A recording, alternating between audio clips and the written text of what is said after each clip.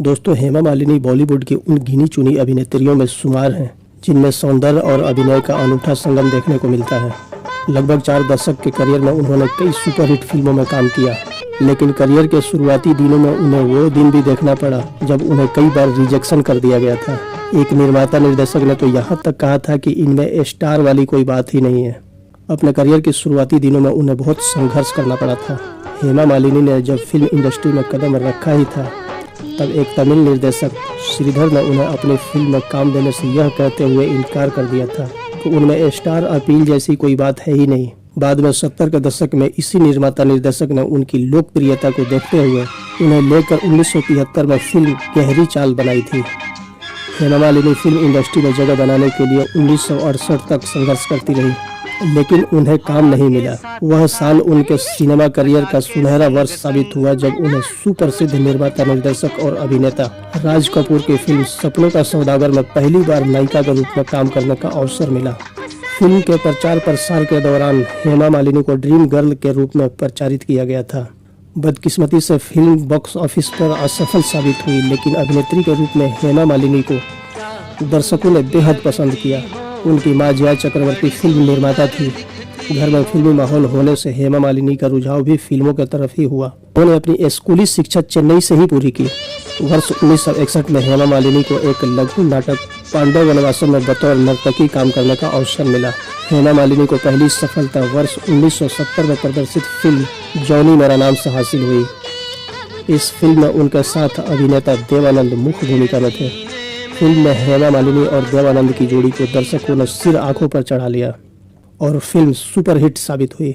हेमा मालिनी को प्रारंभिक सफलता दिलाने में निर्माता निर्देशक रमेश सिप्पी की फिल्मों का बड़ा योगदान रहा है। उन्हें पहला बड़ा ब्रेक उनकी ही फिल्म 1971 में आई फिल्म अंदाज से मिला। इसे महज संयोग ही कहा जाएगा कि निर्देशक के रूप में रमेश सिप्पी की यह पहली फिल्म थी। इस फिल्म में हेमा मालिनी ने राजेश खन्ना की प्रेयसी की भूमिका निभाई, जो उनकी मौत के बाद निदांत अकेली हो जाती है। अपने इस किरदार को हेमा मालिनी ने इतनी संजीदगी से निभाया था कि दर्शक आज भी उसको भूल नहीं पाए हैं। वर्ष 1972 में हेमा मालिनी को रमेश सिप्पी की ही फिल्म सीता और गीता में काम करने का अवसर मिला, जो उनके सिनेमा करियर के लिए मील का पत्थर साबित हुई। इस फिल्म के सफलता के बाद वह शोहरत की बुलंदियों पर पहुंच गई थी। उन्हें इस फिल्म में दमदार अभिनय के लिए सर्वश्रेष्ठ अभिनेत्री के लिए फिल्म फेयर पुरस्कार से सम्मानित किया गया था।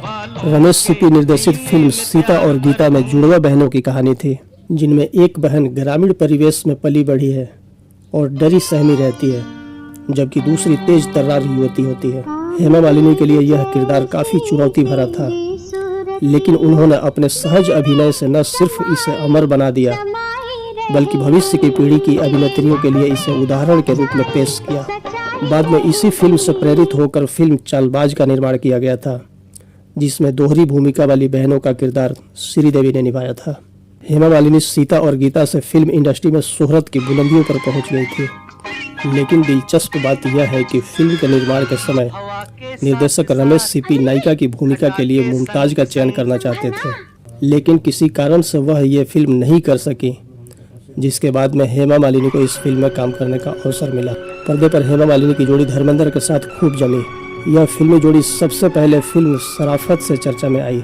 वर्ष 1975 में प्रदर्शित फिल्म शोले में धर्मेंद्र ने बीरू और हेमा मालिनी ने बसंती की भूमिका में दर्शकों का भरपूर मनोरंजन किया। हेमा मालिनी और धर्मेंद्र की यह जोड़ी इतनी अधिक पसंद की गई कि धर्मेंद्र की रियल लाइफ की ड्रीम गर्ल हेमा मालिनी उनका रियल लाइफ की ड्रीम गर्ल बन गई। बाद में इस जोड़ी ने ड्रीम गर्ल, चरस, आसपास, प्रतिज्ञा, राजा जानी, रजिया सुल्तान, अली बाबा 40 चोर, बगावत, आतंक, द बर्निंग ट्रेन और दोस्त जैसी फिल्मों में एक साथ काम किया। वर्ष 1975 हेमा मालिनी के सिनेमा करियर का अहम पड़ाव साबित हुआ। उस वर्ष उनकी फिल्म सन्यासी, धर्मात्मा, खुशबू और प्रतिज्ञा जैसी सुपरहिट फिल्में प्रदर्शित हुई। उसी वर्ष हेमा मालिनी को अपने प्रिय निर्देशक रमेश सिप्पी की फिल्म शोले में काम करने का अवसर मिला। इस फिल्म में अपने अल्हड़ अंदाज से हेमा मालिनी ने दर्शकों का भरपूर मनोरंजन किया। फिल्म में हेमा मालिनी के डायलॉग उन दिनों दर्शकों की जुबान पर चढ़ गए और आज भी सिनेमा प्रेमी उन डायलॉग्स को याद करते हैं। 70 के दशक में हेमा मालिनी पर आरोप लगने लगे कि वह केवल ग्लैमर वाले किरदार ही निभा सकती है, लेकिन उन्होंने फिल्म खुशबू, किनारा और मीरा जैसी फिल्मों में संजीदा किरदार निभाकर अपने आलोचकों का मुंह हमेशा के लिए बंद कर दिया था। इस दौरान हेमा मालिनी के सौंदर्य और अभिनय का जलवा छाया हुआ था और इसी को देखते हुए निर्माता प्रमोद चक्रवर्ती ने उन्हें लेकर एक फिल्म बनाई जिसका नाम था ड्रीम गर्ल।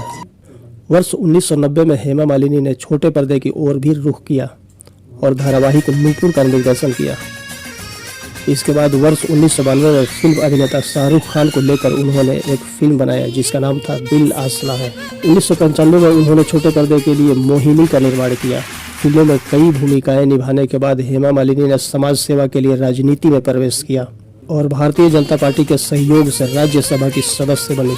हेमा मालिनी को फिल्मों में उल्लेखनीय योगदान के लिए 1999 में film fair life time award से सम्मानित किया गया और सन 2000 में भारत सरकार ने उन्हें पद्मश्री से भी नवाजा। हेमा मालिनी ने अपने 4 दशक के सिनेमा करियर में लगभग 150 से अधिक फिल्मों में काम किया।